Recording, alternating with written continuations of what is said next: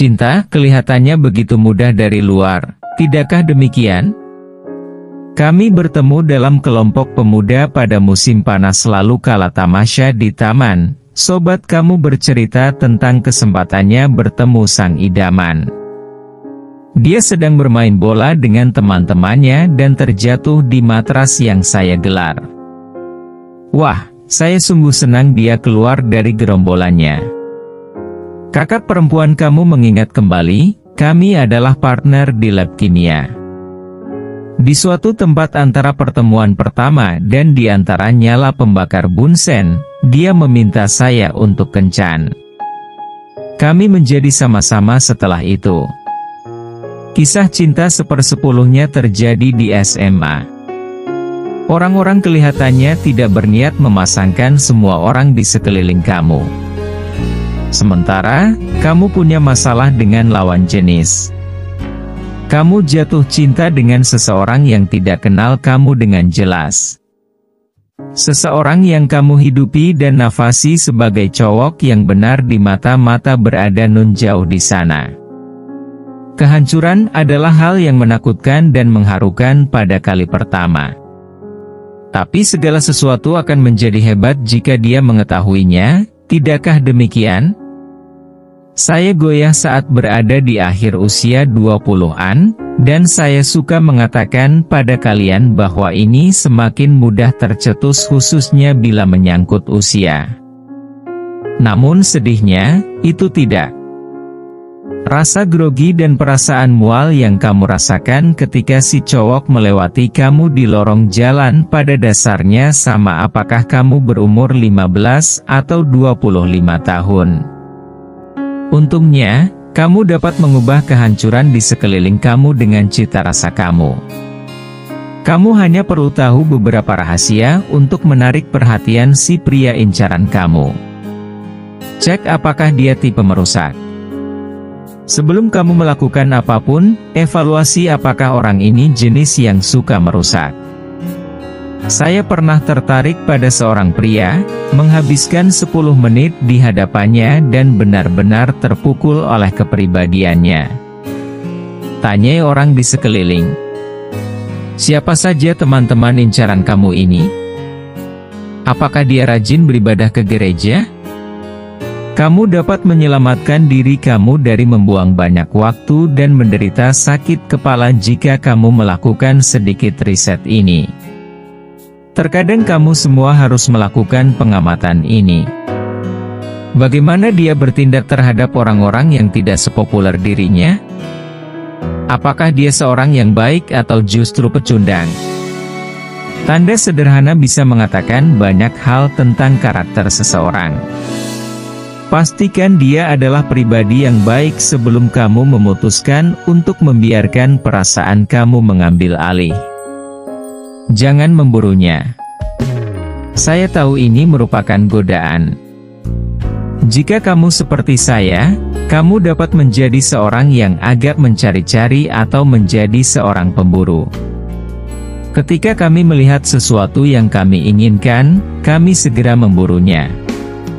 Bagaimanapun, kita harus menahan diri kita dari meminta pria untuk kencan keluar dan membuat niat kita menjadi terlalu kelihatan. Masyarakat membuat tampaknya wanita yang meminta cowok untuk kencan adalah tipe yang berkuasa, namun tidak mungkin dapat lebih jauh lagi dari kebenaran.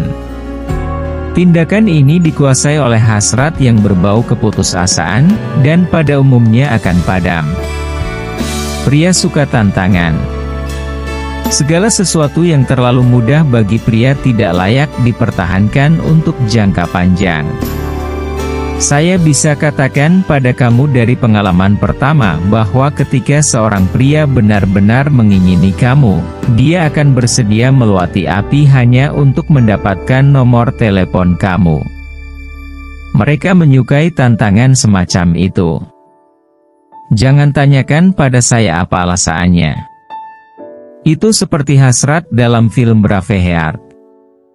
Kesopanan misteri pria ingin tahu lebih banyak.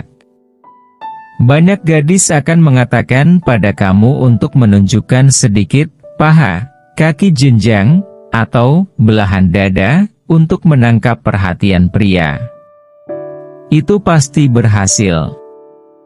Dia akan memperhatikan kamu, namun semua untuk alasan yang salah. Bukan rahasia jika pria mudah ditipu secara visual. Jika kamu mempertunjukkan semua hal baik, maka mereka semua akan berpikir bahwa kamu adalah baik untuk mereka.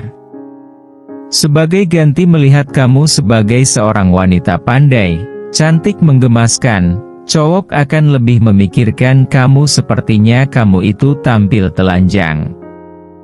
Ada sejumlah cara untuk berbusana seksi tanpa harus mengeksploitasi diri kamu. Jadi tinggalkan sedikit saja untuk imajinasi. Semakin banyak yang harus dia buru, semakin banyak yang dia ingin tahu. Menjadi seorang yang ramah.